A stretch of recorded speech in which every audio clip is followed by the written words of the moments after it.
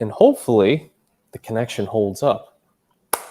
All right, folks, we are now live in the flesh with Mr. John Baker. How are you, sir? Thank you for being here. Hey, doing great. Happy to be here. Appreciate you, man. Appreciate you. And hopefully we have some people coming in. We'll get some good knowledge today. So for those of you who are unfamiliar, the man in front of me, this is Mr. John Baker, or if you're in the Discord, this is Mr. Anchor. He's been around for at least a few years now, at least in like the Discord and hanging out and dropping some knowledge.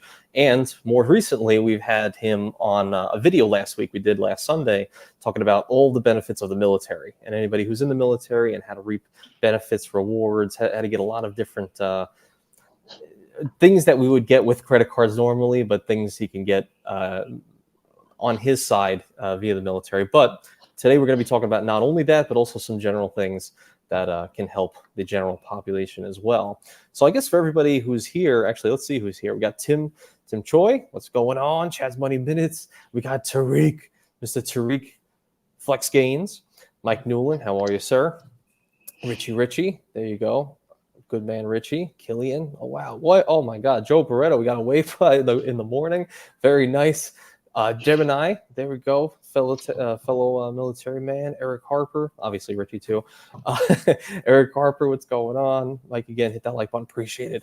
And Hua Navy, Gemini says here. So you guys will bond over that, you and Mr. John, right? CJ Bautista, yeah. We'll see. Would see going live. Look at that. We got everybody coming out for Mr. John Baker today. So for those who are unfamiliar or didn't watch that last video, would you be able to just do a quick introduction of who you are, what you do, and maybe after that, how you got started in the whole, credit card game? Because I know you got a lot of knowledge, a lot of unique niche knowledge, and it's a lot to share. So who are you?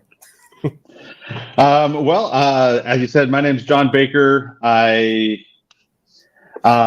background is kind of unique. I think I've been in the Army Reserves for about 18 years now, and when I'm not doing Army stuff, I'm actually a high school science teacher.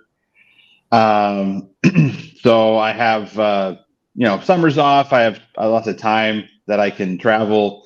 Usually when I'm not doing things with the military and that, so I like to find ways to save money, to enjoy America or the rest of the world with my family. Let's see. I'm married to my wife. We've been married for almost 15 years now, and we got a few kids, and kind of do all that. Right now, I'm currently mobilized. I'm mobilized with the Army Reserves out in Europe, doing a mission for them. So when I do get a little bit of time off, I'm trying to hit some hot points and some fun spots. So in the last couple of months, I have been able to visit Prague and Berlin. So those are some really cool places that I've gotten to see. And I think that's oh, do you want how I got into credit cards? Sure. Let's see. My first credit card that I called like a cool credit card was when it was on my last deployment about 5-6 years ago. People kept telling me, "Oh, you got these cool benefits." I was like, "I got the Delta, the Amex Delta Platinum card," and I was like, I got one. I'm not going to have to pay the fee on it, and it's been great for me. Well, you were saying something about that Delta Platinum that I thought was funny. That I don't think I put it into the video, but I thought it was funny. Maybe you would share it with people. But you since you had your Delta Platinum fee waived, since being in the military in the LA, that card gets a companion certificate every single year that you can use towards, getting a free flight, hopefully. But you just never used it, right? And what ended up happening? Well, I don't even know if they had that feature 6 yeyears ago when I got the card. It may have been added when they updated it a couple years after that, and got they offered a metal version of it. Hmm. But yeah, I had never used it for a while until I really started getting into like credit card benefits and stuff like that a couple years ago. And I went and checked my account, and I had like 3 of them because they were like carrying them over from COVID for like I had like the 2021, I had the 2021 one, and I'm sitting here with all these credits, and I'm just like, they're like, this is like a 6-month time frame, and I wasn't traveling, so I'm sitting here and I'm just like, what am I gonna do with these? Like, I'm calling up everybody. I'm like, hey, calling my siblings. Hey, anyone want one of these? Like, come fly in for the holidays or something like that. Come visit us.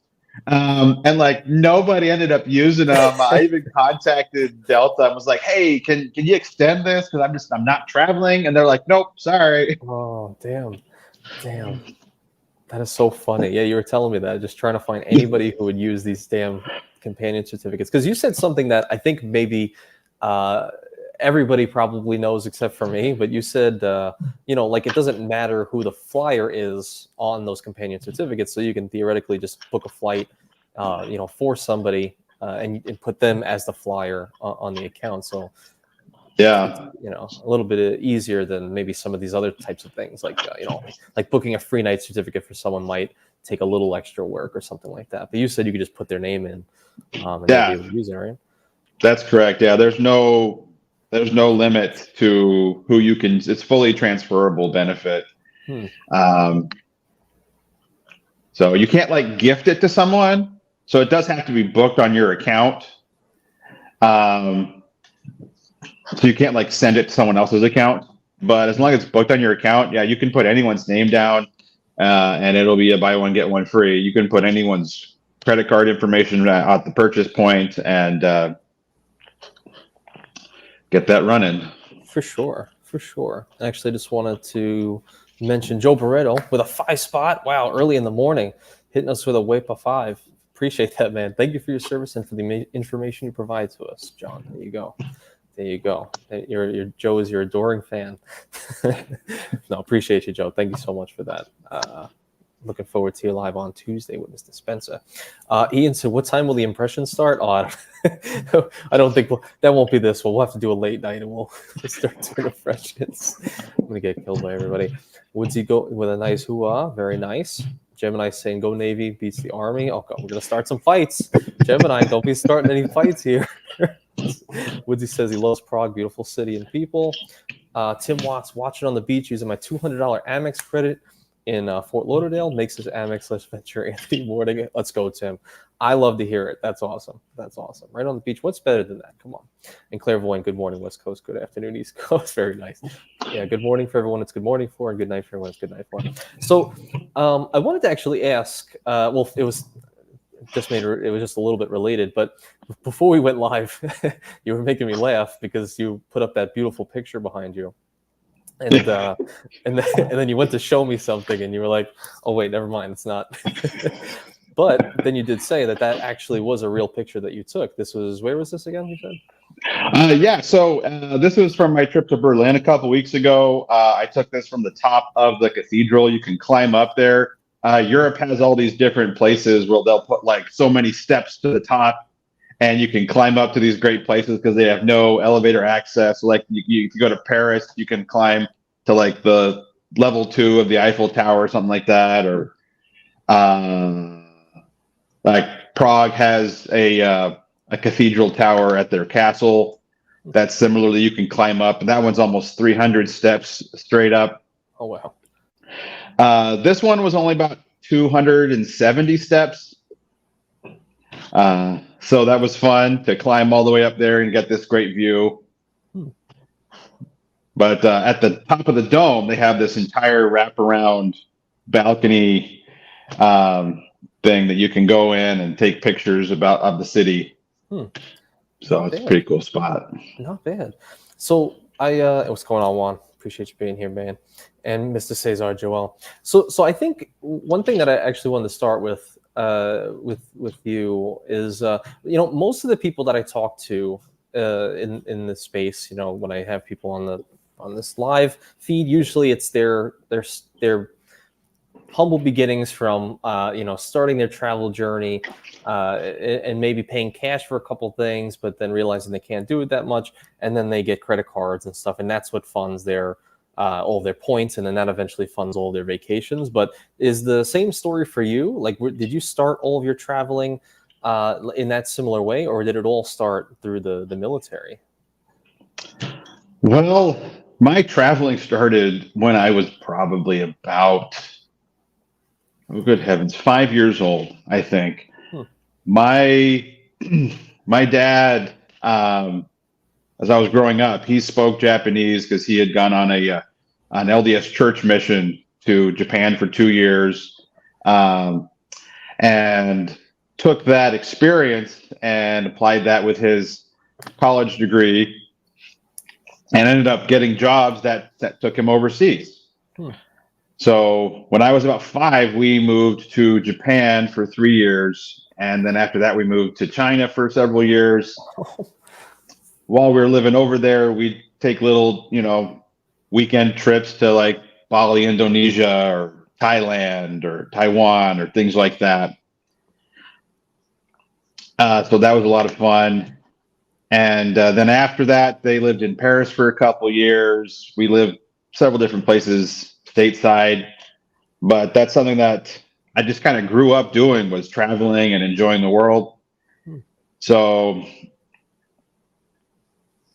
definitely, this is my third mobilization with the Army, so I've definitely traveled with them to different places. Not exactly, I would say, like the most scenic places, but some interesting places to that. But yeah, I've always been using military benefits when I could to try and help my travel be a little bit easier.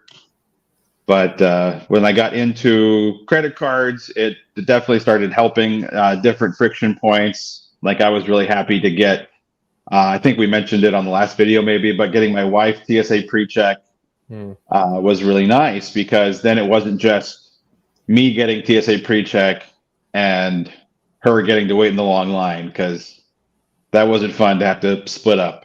Yeah, gotcha. And yeah, you mentioned you mentioned the TSA pre-check, and having to leave her on the long line, and you went on the short line, and you get a little bit of you get looked sometimes. Sometimes, yeah. So okay, but how was that then? Like, starting out so young, you weren't aware of what's necessarily going on, but just being 5, plus years old, and living in Japan and living in China, like, do you remember how that was, or was it weird, or? I remember a lot about it.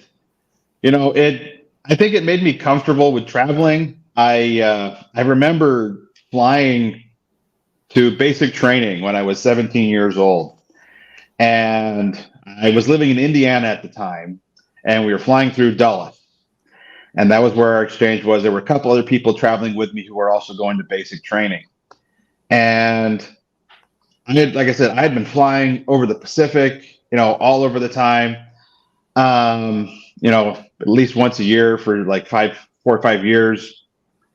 So I was very comfortable in airports. I knew the processes. I knew how to handle tricky situations. So we're flying, trying to get to our flight. Our flight gets delayed. And we're sitting there in Dallas. There's like a big storm coming in and stuff. And it's just, I start getting bad feelings. I'm like, hey, I don't think this is going to go well. I get in line and I go talk to the counter. I say, I take the 2 guys that are with me, and I'm like, hey, can we get standby tickets for the next flight, just in case this one doesn't work out for us?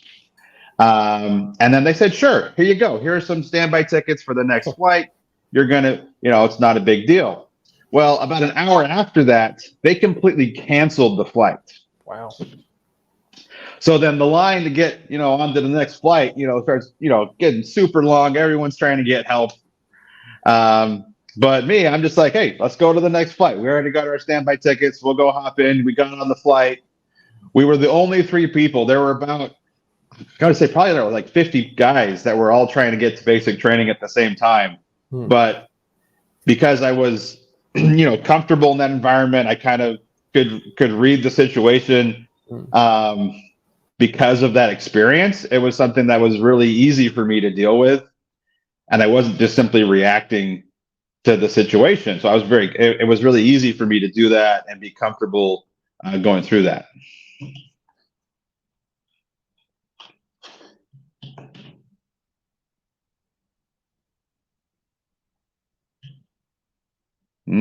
Did I lose?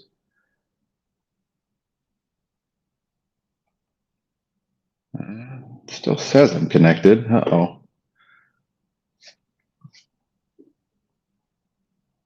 If you're there, I don't hear you.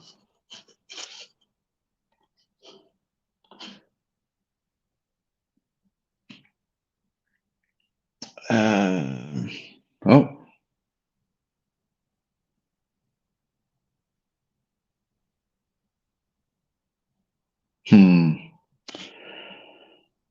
My Lord. All right. We're still good. All right, we're back. Can you hear me? I can hear you now. Oh my goodness. My internet. Oh Lord. But yeah, I'm thinking very hard. Thanks, Mike. All of a sudden, I never really worried about connection, and then all of a sudden, the whole week, it's all been connection talk, and now the connection's not good. Oh, geez, sorry about that. I did catch what you did say. So thanks for manning that for a moment. Yeah, I'm frozen here. Let me just see, make sure anybody is here. Okay, cool. Cesar says, Army travel is a fun way to do free travel. Very entertaining. Awesome. Yuri's been living in 5 countries, has all of their citizenships. Very cool. And I did want to mention Tim. Appreciate you for getting the white gold shirt, limited edition. Very nice. Runs a little small. I think you should mention it somewhere. Oh, good to know. So you're the first that mentioned that. So I will. I can put that somewhere. I hope there's no issue with the supplier or anything like that. But so far, nobody has had that issue. But good to know, Tim. Thank you for that. For letting me know. Emmer said, "Did you say you were deployed in Europe? If so, where?" I am deployed in Europe, but I really can't say specifically where right now. No, you're in. You could just say you're the top of Berlin at the moment, at the top of that tower of Berlin. Sure, I'm at the Berlin Cathedral right now. So that's pretty cool to have those experiences to allow you to, get that stuff done. To I guess act on a like if I was in that same situation, I wouldn't know what to do. I'd probably just sit there, and I would wait. So that's. Mm-hmm. Well, and there were about 30 other guys that were trying to get on that same flight to go to Fort Jackson, South Carolina, to go to that basic training session that we were all assigned to go to. And the 3 of us were the only people that made that flight. So the 3 of us got picked up, and they're like, well, we're not going to start anything until the morning when everybody else is going to get here because no one else made it. Jeez. And I guess, has there been any other experiences like that where you feel like because you were just so adept at getting through the airports or just navigating different countries that it came in handy, like, I don't know, family trips or something?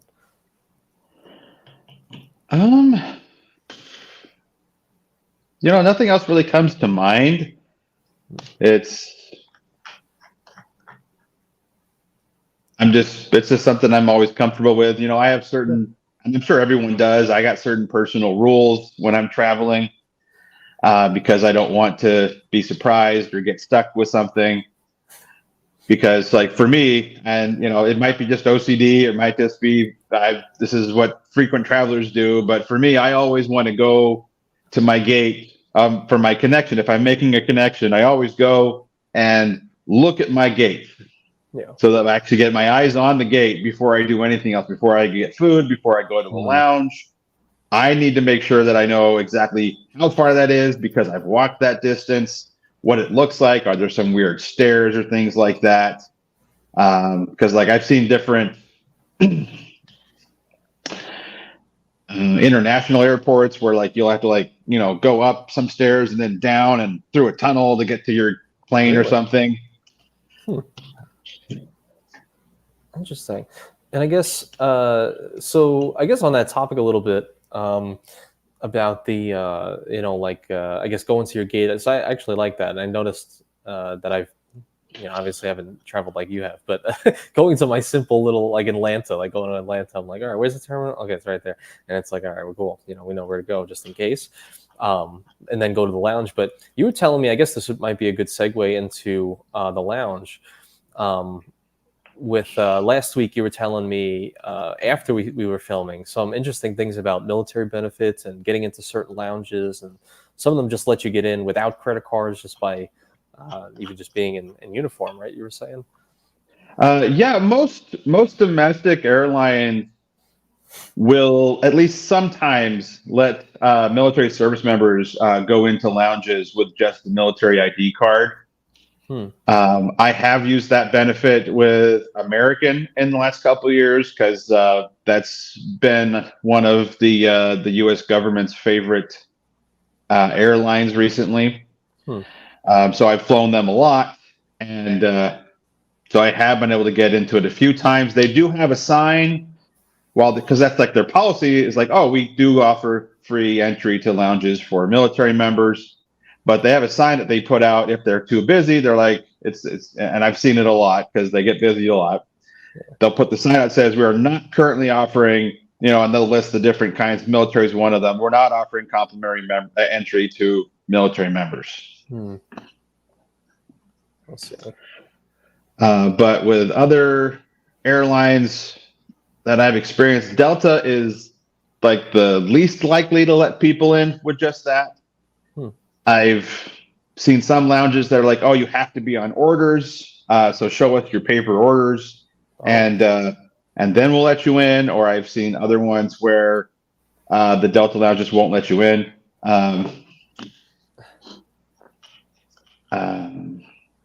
Let's see. Alaska Airlines is a weird one because they will let you in for free, but you have to be in uniform to do so.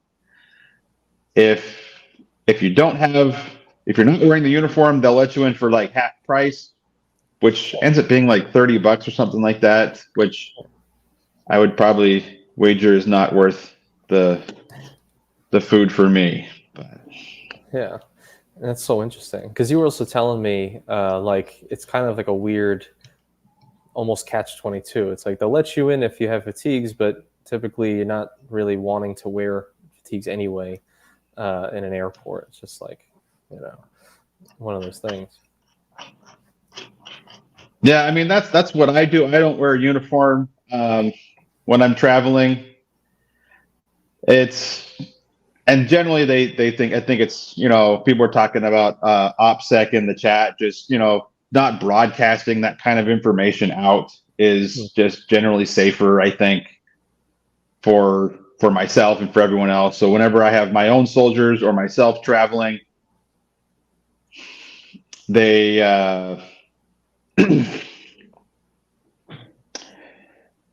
that I don't have any. We don't wear uniforms. I don't have my soldiers wear uniforms.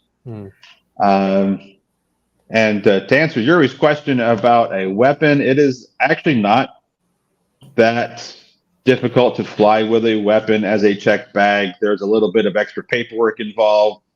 Yeah, that's true. Just kind of declaring that it is a firearm, but yeah, it's not as challenging as some people think. Not bad. Let me see. And Chad, to your point, the lounge won't go anywhere, but your gate might. Yeah, the gate might change, or you just want to know the general area. But the lounge will always be in the same spot. Albeit sometimes far, but it depends. Well, and that's a good point, because sometimes like your apps, the data's not working or something, and the app doesn't update, but you get to the gate and it's like saying, oh, it's saying a different flight because they've moved the gate and the system hasn't updated yet. It's another good point. Definitely. Yeah, and like mentioning flying uniform is like making you a target. Yeah, it seems so. Okay, so that's pretty cool. What would you say, since you've been to a lot of different places and with the military, what happens when, because you were also telling me last week, like sometimes you'll bring some of your friends who are in the military into some of these lounges, and I wanted to know, like, was that like their first time for some of them ever going into a lounge? Like, what was their reaction to it? So the people that I have brought in with me, kind of with the military benefits, it's usually their first time, and they're usually pretty excited. They're like, "What? These are free drinks? What? This is so cool!" And then it usually ends up being, "Well, I'm here because I have this credit card that I'm not paying for. Let me tell you about that." Right. It's a good opportunity to kind of say, "Hey, you might want to take advantage of this if you want to." Yeah, get a referral, hopefully, in the lounge. Sometimes. MRX, what is the weirdest international airport you've been in? If not weird, how about just surprisingly impressive? For me, it was an airport in southern India. Let's see. The weirdest airport. The coolest airport, and I haven't been there, but I've seen pictures of it. I really want to go to, there's an airport in New Zealand that has like massive statues of like Gollum and Frodo and stuff. Really? Like in the airport, they look absolutely amazing. Like 30-foot, like 3D artwork of like Gollum reaching for the ring or something. That's probably one that I would really want to go. Let me think. As far as here's the every airport's just different. That's a little creepy, John. This is you want to see this airport? I do. I absolutely do. Wow, that's funny. Let's see.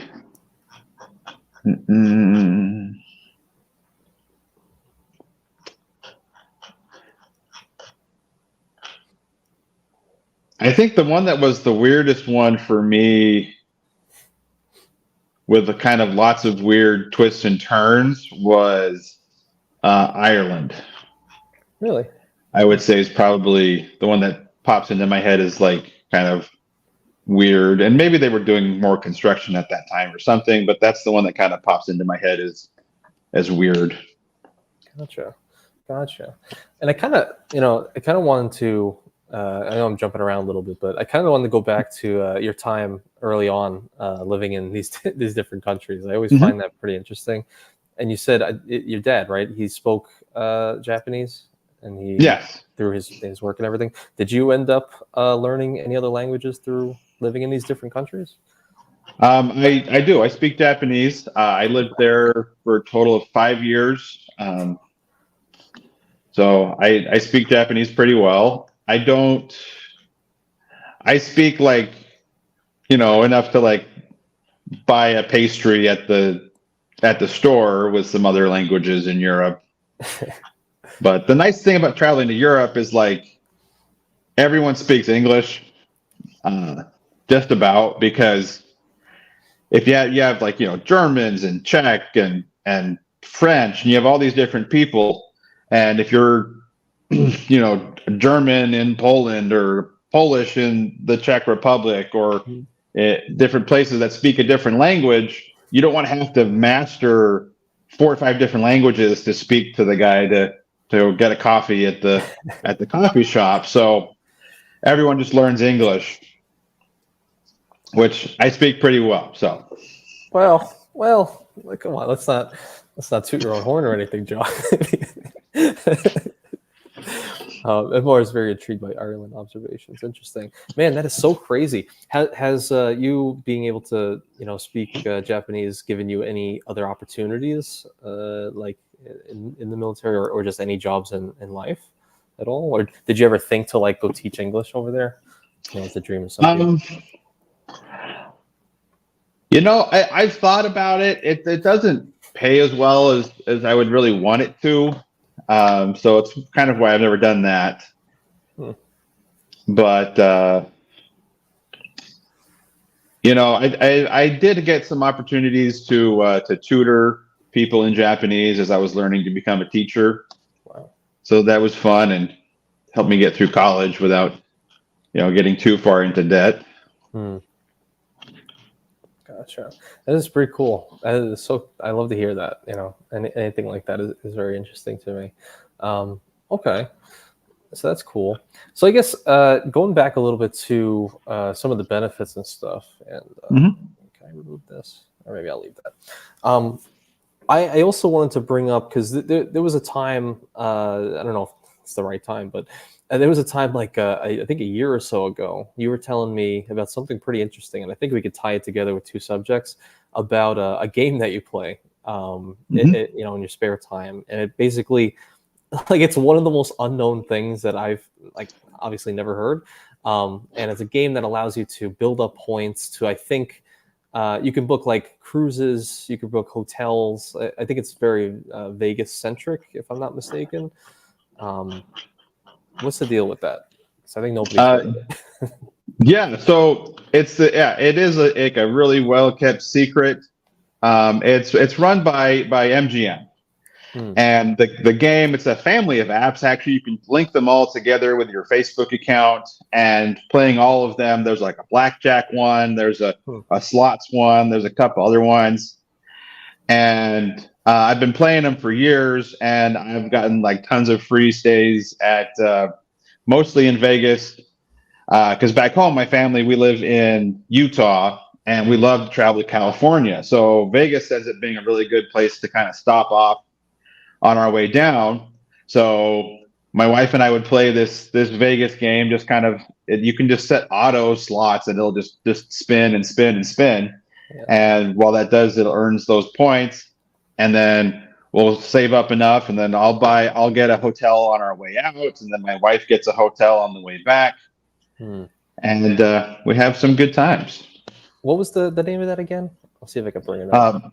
So MyVegas slots is like the flagship one, and then there's a couple other pop slots. There's a MyVegas blackjack and a couple other ones that link, but MyVegas slots is the like I said, the flagship one.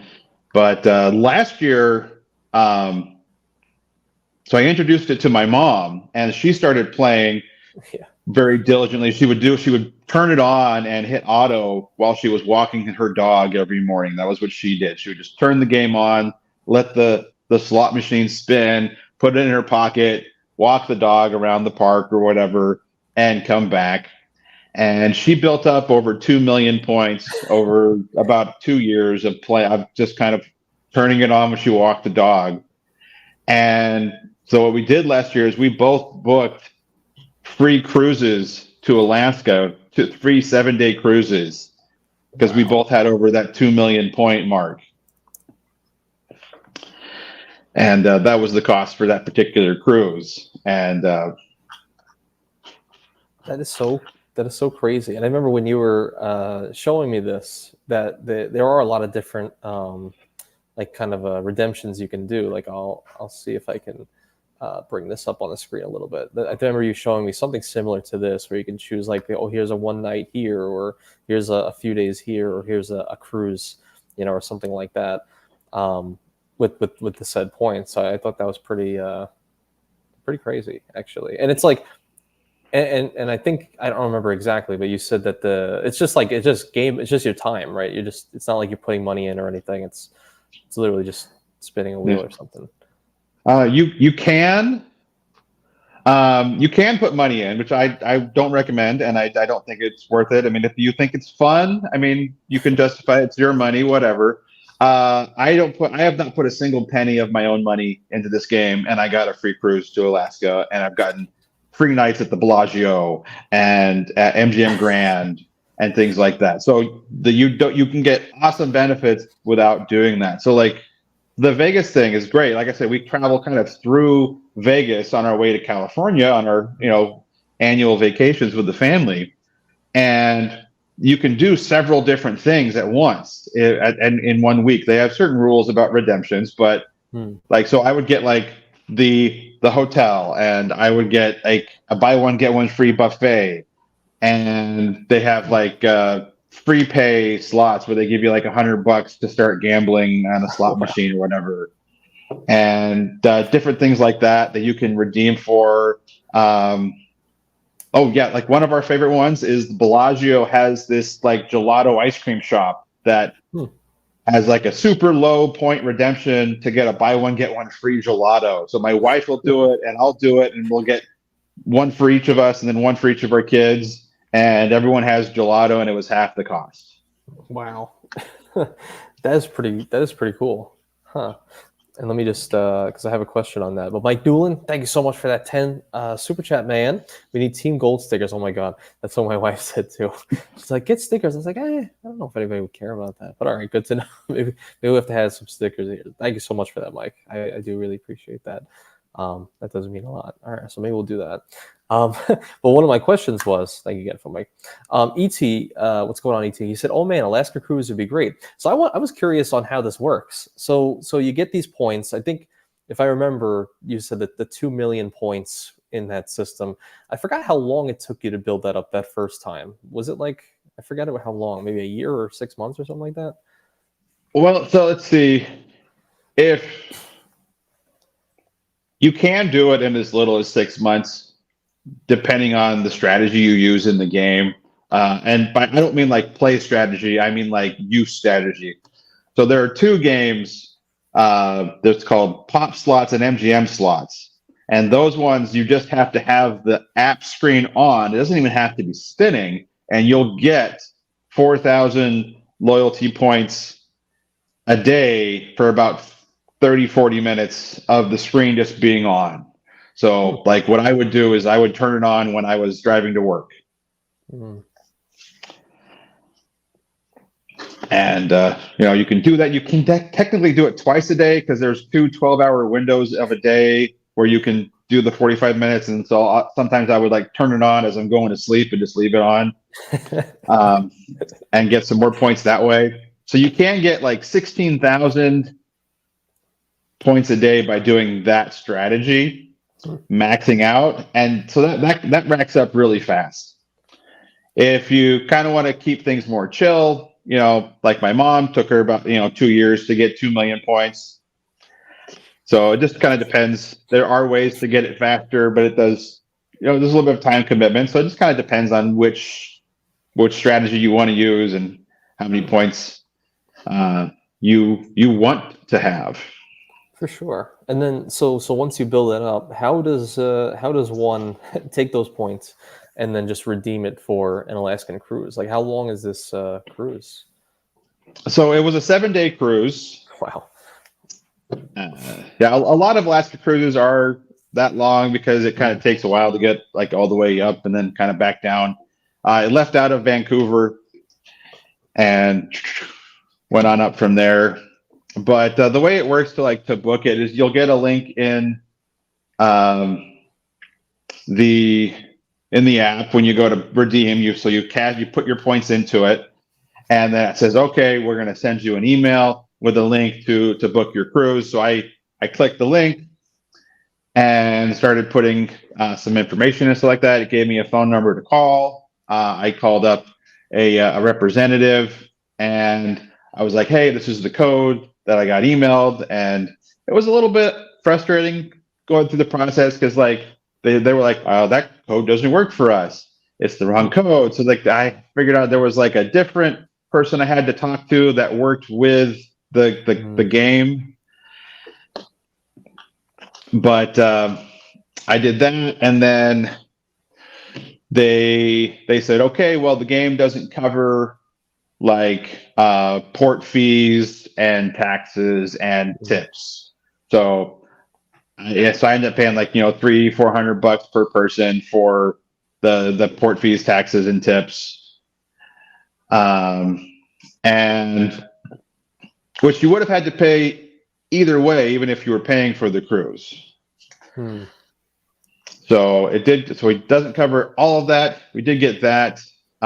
We don't drink, but because we were guests of the casino, we had free drinks at the casino bar.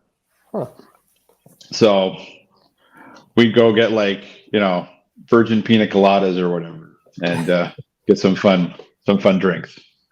Wow. Okay. So you got the points, redeemed it. It was a little bit of an annoying process, but you eventually got through. Had to pay the taxes and fees and port fees and everything like that. Okay. So then once you finally got it, so you got I guess you get like, I don't know. I never really been on a cruise, but I guess you get tickets, and then you go there that day and you present the tickets, and then there was no other issues. You're able to just go right on. Oh yeah, no other issues. You go on there. It's a fun process. My wife really likes it. I think cruises are great for mothers because cruises are all inclusive. All the food is included and everything. So for moms, if you have a family and you go on vacation, moms are still like trying to figure out meals for everybody. They're making sandwiches for lunches. They're, budgeting for dinners and things like that lots of times. And so I like to say that like cruises are a vacation for mom too, more so than other types of trips because of that all-inclusive nature. Interesting. Huh. Maybe I have to do one of these days. The only thing I've ever done was like I remember once the first Easter me and her ever had. It was like a buffet Easter dinner cruise. Like it was one of those, and it was in Philadelphia. I drove all the way there in my 2000 Mustang. It was almost broken down. I actually broke when we got back from the trip. And I remember that was like the only time I was ever on like a ship, really. I guess I was on a booze cruise too in Manhattan, New York. But yeah, that was pretty cool to go out there for a little bit. They hang out and have some food. But 7 days, I really don't understand it. Like, where does it go for 7 days? Does it go land somewhere and then you hang out? Like, where does the Alaska cruise go? Oh yeah, so it stopped in Ketchikan, and it stopped at Glacier National Park. It stopped in there's at least one more place. So it stops in a bunch of different places. You have shore activities that you can buy through the cruise line, or you can get them just plan it yourself on the side. There are benefits and pros and cons to each to doing either one. Sure. But they'd have like they had like a salmon bake, go on a hike on the glacier. Oh wow. Go kayaking, a bunch of activities. Every time they landed, they'd have different things, and you could go shopping, you could go dinners. Most of the time, most cruises will have like one or two just sea days where you're just enjoying the cruise's amenities and just traveling to the next location. But yeah, this was my second one. My first cruise was a 3-day cruise in the Bahamas, which was really nice because that was with Carnival Cruise Line. And each of the major cruise lines in the Bahamas pretty much own their own island. Really? So you go to that island, and then they have like the crew gets off and does barbecues and all kinds of stuff, and you can do horseback riding, and it's all included because it's owned by the cruise company. Ah, wow. So I guess I don't know if this would apply, but Joe Mano said, what kind of cruises would you recommend that are upscale fine dining? I don't know if those are your only couple of cruises, but so I wouldn't recommend Carnival for that. Carnival is a lot of kids, a lot of if you like to just kind of drink and party, it's a great cruise for that. You see a lot of people with getting the unlimited drinks packages on a Carnival cruise. Royal Caribbean and Norwegian Cruise Lines are both really good and do really great jobs with fine dining. Like the Norwegian Cruise Line that I did to Alaska, they had your standard dinner is you get assigned a table at the restaurant, and then you get to pick something from the menu, and it's all included. So you're just the prices aren't a thing. It's just what do you want to eat off the menu items for that dinner. If you have a big party that's all traveling together, they'll just give you guys a whole table that you guys get to use at a specific time. if you're traveling just a few people, like on my first cruise, it was just me and my wife going. So we got assigned a table with a couple other couples, and so we sat down, got to know them. Where are you guys from? Had a little, and you kind of did dinner with the same people every night, so it was kind of interesting like that. And then a lot of times, what they'll do, so they'll have restaurants that you can pay extra to utilize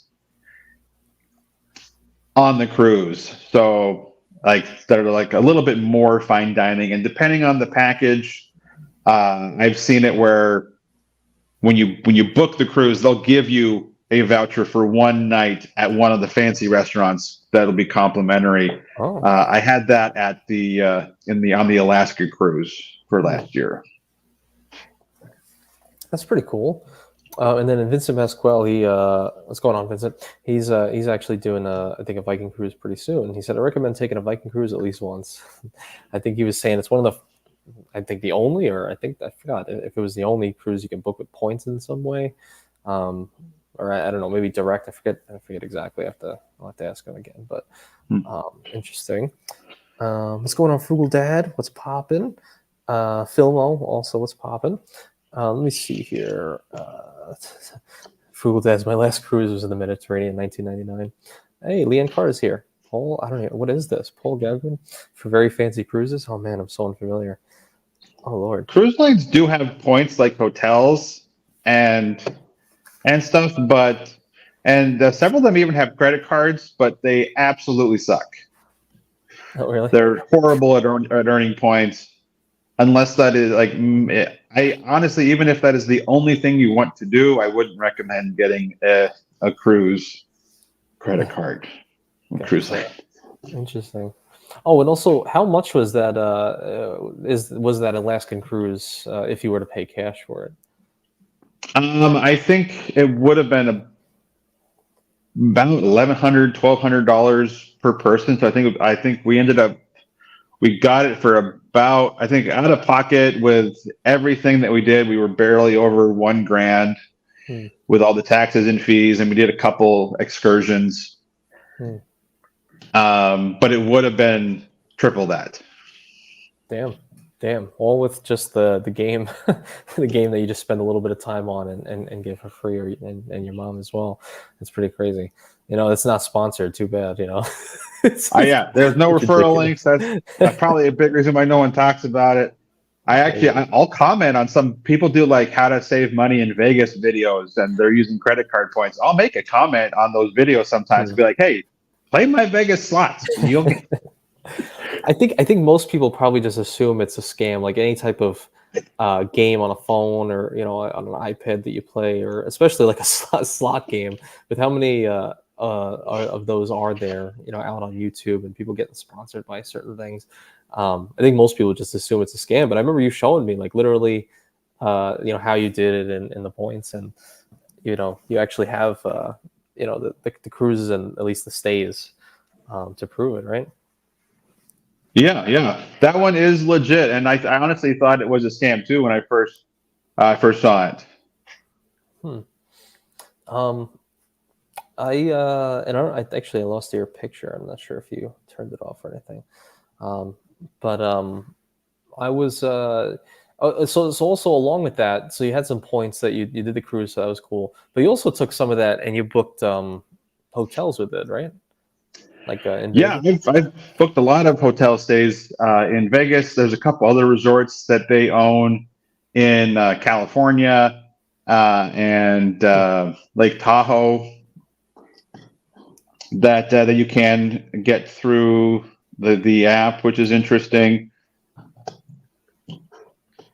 Yeah, a similar process too, like like was there any like the cruise where you had some issues giving a code or anything? Did the hotels give you any issues? Book that one? No, the hotels were a lot simpler.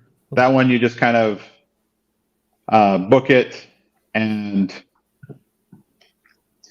they'll give you they'll actually the link that you get in your email will go through into the booking. Got it. And I guess you and another kind of topic related to this, you also have some other tricks for Vegas, right? You were mentioning something about Caesars and benefits like that. Yeah, there's a couple interesting things and these are some of it's military benefits and some of it's not. So a lot of hotels will give you complimentary status level, and it's usually like one up from the basic level. Hmm. So like if you can get like Wyndham Gold for free Hmm. as a military member, you can get like Choice Hotels Gold for free or Best Western Gold. Not the huge. You can't do anything with like Hilton or Marriott, but you can on these other ones. Well, MGM gives you the Pearl, which is their first tier up from just you joined the program, and Caesar's Palace gives you Gold, which is the same thing, it's one step up. Hmm. Well, with both of them, if you are physically in Vegas or at one of their casinos, I'm sure you could do it in Atlantic City if that's where you are, Hmm. and you go to one of those casinos and you go to the help desk and you show your military ID card, they will up you one more level. So MGM will take you up to their gold level, and Caesar's Palace will take you up to the platinum level. And those are okay. Those are a little bit better. The nicest thing as far as like regular use that you get from both of those is going to be free parking at the casinos. So that's always nice. Yeah. But with Caesars, there's an interesting thing that I bumped into, that not only will that if you have status, and this works if you get the status other ways too, they have a deal with the Atlantis Paradise Island Resort in the Bahamas. And it's like, oh, you got a complimentary stay. And I'm like, okay, well, it's all the way in the Bahamas. It's probably just one night. I don't know. It's not going to be that great. So I like, well, I'm going to look into this a little bit more anyway. And I dig into it. And with the platinum status that I got complimentary, or if you had like I think the Wyndham Earner Plus card gives you platinum status that can match to Caesars. Hmm. It's actually, there are 4 months out of the year you can get 4 nights for free at the Atlantis Resort. Completely complimentary, including room tax. I think you might, I haven't done it yet, so I don't know if you have to pay the resort fee, but even if you do, it's only $40 a day. And if you do book with in those 4 months and get that 4-night stay, they give you an option to extend for 1 or 2 nights at a rate of only $100 a night. And those hotels are normally those rooms are normally about like $300 a night. Oh, so wow. you can get like 6 nights for $200. That's pretty crazy. That's pretty crazy. I remember it's funny, I was talking to CJ a little bit about this maybe a week ago. And CJ, we know and love him. He's our residential Bahamas man. And and he was showing me the map of oh god, what was the name of it? Something Islands, but basically Atlantis is like half of that entire island. Like the resort of Atlantis is gigantic. Like it's literally half of an entire island there. They have a full water park that's just part of the amenities. Yeah. It's insane. It is insane. It seems, I guess it's more of a family place, I guess. It's like, I don't know. Or maybe the separate sections. I'm sure they have sections. They have things like, I know they have a Dolphin Key Island that they have a stake in, that you can go on like dolphin viewing tours through at the Atlantis Resort. Oh wow! And I'm just laughing a little bit because Filmo said, "Just looked, I have 600,000 loyalty points on my Vegas app. I guess I got to start it up again." Oh Lord! And Ian said, "Vegas app. Oh, I can't do another thing for points. The amount of time I spend at Family Dollar and Walmart each week is disgusting." Oh Lord! Oh man! I don't know. Even though you told me this a year ago, I might try to start it up. I might try to see if I can get some free stuff. If I can get some cool, Vegas hotels. Why not? Why not? I might And the Vegas hotels, they start really low. Like I think the lowest ones are going to be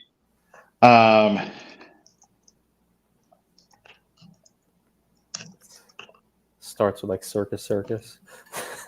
yeah, well, no, Circus is not actually an MGM property. Oh, okay. So their bottom of the barrel is going to be which aren't horrible, are going to be what's the one that looks like Camelot, the castle one? I'm basing on it. Excalibur. Yeah, so the Excalibur, and then That's pretty funny. Huh. Not bad. Not bad. You're looking up points on it, or no, sorry, I just had some oh no, something come up that I wanted to deal with real quick. So that's pretty cool. Okay, so then you had some other things to talk about that I think you wanted to mention. So we kind of talked about lounges and some lounge access, some other military benefits coupled with last week. Talked about that game, all the I guess the way to get cruises, hotels with a free game. What else did you have? Because I know you had some notes for today. I know you had some other interesting things. Let's see. I think some interesting things that are military benefits that I didn't. Let's see. Well, let's mention the cruise real quick. So we've been talking about cruises. A lot of cruise lines will give a military discount. Normally it's like 10-15%, but Carnival actually has a thing, and this is why we did it a couple years ago with me and my wife to the Bahamas, is Carnival will actually give a 50% discount to military members when you're booking cruises with them. Huh. Wow. So that's a pretty big one. Disneyland has some great discounts for people traveling there, and also SeaWorld. SeaWorld gives you a free day for you and your family every year. Really? And wow. You would never think you would have that. Yeah, we love that because we love animals and nature. So we're all going to national parks and things like that as a family. So SeaWorld is like something we love more than Disneyland as a family. And so we go use that. Now, the interesting thing is the one that we use it the most at is the close one, San Diego. But the further east you go, the SeaWorld benefits for military get better. Because, like, I think it was the San Antonio, or there's one in Texas, I think. And that one, they would give us like a $20 voucher for food. And then the Orlando one gave us the full like meal packages, like unlimited food for the whole day or whatever. Every half hour you can get food. Wow. That's pretty interesting.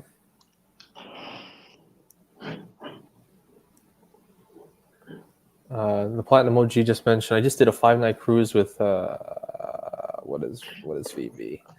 That's not Viking, is it? Is VV something? I'm not sure. Went to Grand Turk and Bimini, 89,000 points, balcony room, all the food, so good. Wow, pretty cool. That is pretty cool. Okay, so that's interesting.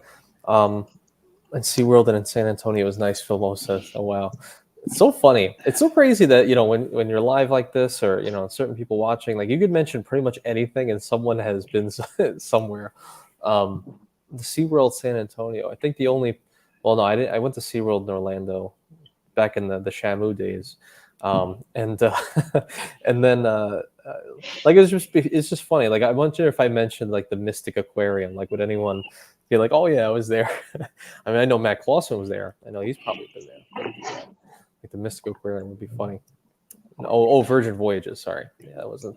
I think I saw something earlier. Ian mentioned. I don't know if that's a similar thing, but Ian said you can 100% book Virgin cruises with Virgin points. You can transfer to Virgin as well. Okay, so that's pretty cool. Yeah, I don't know. I think we're just like afraid of cruises. I think we're just kind of afraid of being out on the ocean, in the middle of nowhere. It's a little bit scary for us. I don't know, maybe I'm crazy though. One kind of random, I don't know. I it's something small, but I think it's a cool travel hack. I think that doesn't seem like a travel hack. Is I have T-Mobile service, and the reason I mention it as a travel hack is pretty much anywhere I go, my phone works just fine. I go to the Bahamas, I go to France, I go to Norway, I go to Poland or Germany or Italy. My phone just works. It won't be super fast data unless I pay a bunch of money, but it'll be enough data to use Google Maps. It'll be enough data to use Google Translate, especially if I've downloaded the language beforehand, which is a good strategy with that. But I could summon an Uber or whatever the equivalent is in that country just fine.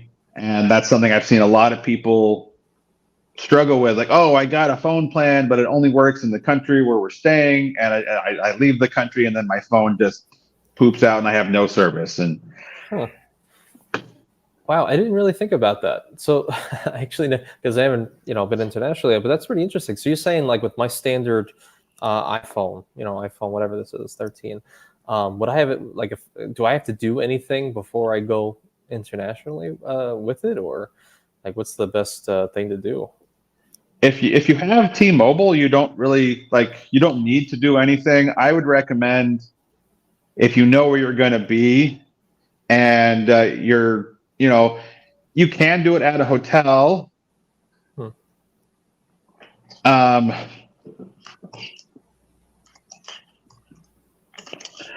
But it's best like when you're home, you can download chunks of Google Maps. So if you're going to like Geneva, download Geneva on Google Maps so it can work offline and it can pull from that data.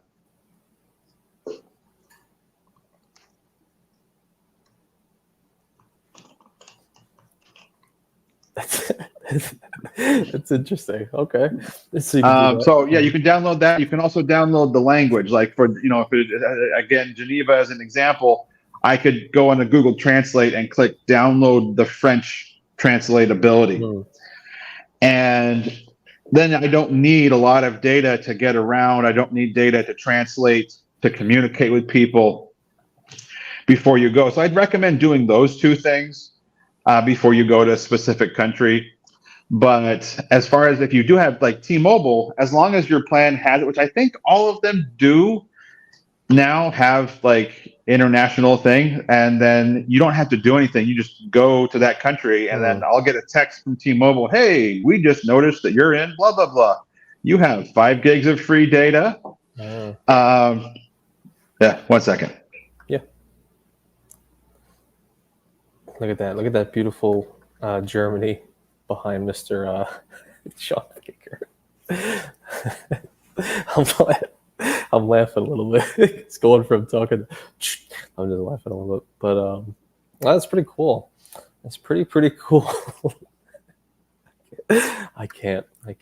Well, Mr. Stan the Critter Frog is going to go live pretty soon, in about 28 minutes. So hopefully everybody who's here right now will go hang out with Stan when he goes live in just a moment. And Jason Lewis says that view is astounding. Well, now you lost it. Now you're not getting that view anymore. But what's going on, Mr. Jason? What's going on? Yeah. So if you guys are gonna hang out with Stan for a little bit, hopefully. Philmo says we never cruised either. AV. Let's plan one. I don't know. Maybe Phil. I don't know. I don't know if I can get her to do it. I don't even know if I want to do it, to be honest. I think I might like it. I think it might be interesting. I don't know. We'll have to see. I'll do anything with you, but I think the setting matters. So it's like, I don't mind going like to Disney, but cruise I might have to think about a little bit. Yeah. So, and Jason said, loving what he mentioned about T-Mobile. I didn't know that. Yeah, I didn't know that either. I did not even consider it. No one really mentions that, like what to, I guess, expect when you go into a different country. The little things, like I'd imagine there are some channels that talk about, I don't know, maybe plugs to bring, but I didn't really consider that I might have to do something with the phone. Since I'm on AT&T, maybe I'll have an issue. I'm not really sure. Yeah, like I have a friend who has AT&T, and I got some people that have Verizon, and for them, like it just depends. It's always a little different, but they could pay a big amount of money, like maybe like $5 a day or $10 a day or something like that. So if you're only going for a couple days and you don't want to like get a new phone plan just because you want to travel, you can do that kind of thing just to kind of get through a couple days in a different country. Being that I've traveled a lot, I get a lot of ads for different things, and there are like a bunch of companies that offer like eSIMs for a low price, but they're usually country specific, and you'd need to have a phone that could use eSIMs.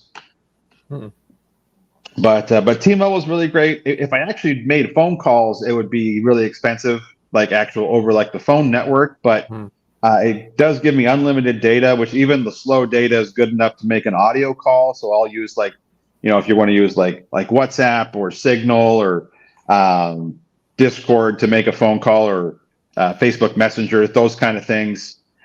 Even if you're using iPhone, iMessage counts as a data communication, not a phone call network. So it's on the free data, not on the 25 cents a minute phone call. So, but yeah, having T-Mobile has been great for that. Never have those issues. Pretty cool. And John, I don't know, do you have to go now? No, I got some more time.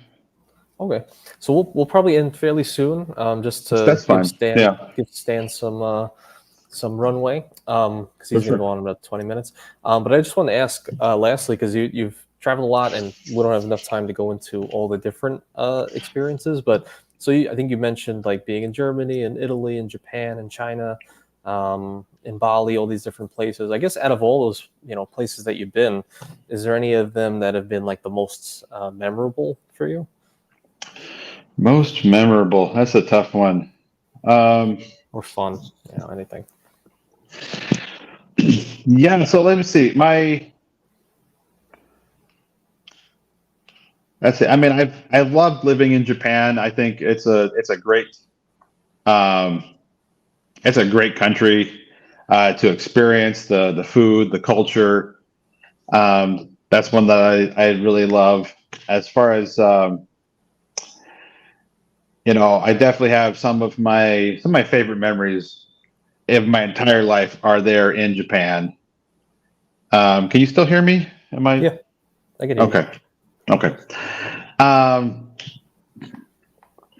Like I remember being there. I was riding my bike around, and I was there in the spring during what they call Ohanami, which is when the sakura trees blossom, and they make those beautiful. They're pink in mainland Japan, and then down in Okinawa they are white, and they are absolutely gorgeous. But the memory that just honestly, I think it was like 25 years ago now, but it's still something that is just like, wow, that was just amazing. So I was biking past a school that happened to have a whole row of those sakura trees, and as I was doing it, as I was biking on the sidewalk there, this wind blew like a little gust of wind blew all these petals into the air right as I was just cycling past. And so I cycled through this like storm of sakura blossoms, sakura petals just flying in the air. It was absolutely amazing. And you can never. I tried to replicate it because I wanted to get it on film, but I couldn't. Yeah, it just wouldn't do it again. Wow, that must have been a real like if someone could taken a picture or even painted that. That seems like a historical moment. Yeah, John that, biking through and I guess Sakura petals all yeah, everywhere. But, huh. that was really cool. One place I like to recommend that I think doesn't hit a lot of people's lists is Oslo, Norway. Is a really fun city to visit. It's not my favorite in Europe, but I think it's kind of a dark horse, just one that gets missed a lot. I've had a great time. I loved Prague. That was something that I've wanted to go to Prague for a while, and that one is an amazing place to visit if someone gets the chance to go there. I would put that close to the top of my favorite place in Europe. But I think my favorite place in Europe is this little town in Poland. It's again probably not going to hit anyone's biggest list, but this little town in Poland called Turun, Torun. Turun is the birthplace of Nicholas Copernicus. And so it's in the middle of Poland. It's not really near a lot of big cities, and it's not a huge city. But when you walk across the river from the train station to go to Turun, it's like you're walking into the past because they have the whole city wall that they have from the Middle Ages is still there and standing. It's all cobblestones, and they have a like old town market there that really feels like carts and stalls that it's like walking into a scene from a movie almost. It's just absolutely gorgeous, really fun experience, and something that's hard to really describe until you go there. It's not super crowded. Like Prague is similar in that it really feels like you're in an old place, but it's huge. It's massive, and it's which is good because there's tons of stuff to explore. There's tons of stuff to see. You could go to Prague for a week and still have more to do and see, and no matter what you're into. Honestly, there's just it's so much fun. But when it comes to Turin is probably like my little favorite town in Europe. Because it's like you go there and it's just like you walk into a different world. They have a castle ruins that you can go and explore, and other things like that. Lots of fun. But do they have anything, some memorabilia or statues for Copernicus? Yeah, there's a Copernicus statue there in the middle of Old Town. Oh wow. Huh. Which is really fun for me because like I took a picture, I took like a selfie with the statue, and when I visited it, and so I put that in my PowerPoint slides when I'm teaching my students about Copernicus and his view of the solar system and stuff like that as I'm teaching science. Here's me and Copernicus inventing the solar system. And so you tell the kids, you're like, "Wow, that's amazing, Mr. Baker." That's very cool. Okay, so I think we'll actually we'll cut it a little bit short. So this way we'll make sure it stands good. Thank you so much for being on, John, and giving us all this information today. I do really appreciate it. Yeah, it was a lot of fun. Thanks for having me. Absolutely. And just another thank you again to Joe Barreto for the 5 spot, Mike Newland for the 10 spot. Really appreciate that. Definitely means a lot. And everybody who made it out today, a little bit earlier than normal and a little bit shorter than normal, but some time constraints. Vincent, appreciate you being here. Philmo, Jason, Platinum OG. Look, Anthony Venture is also in the chat. Mike Newland, Ian, Vincent, I think again, Joe Mano, MR, Frugal Dad, who is in here as well. Leanne, thank you all for being here today, and thank you, Philmo, for that.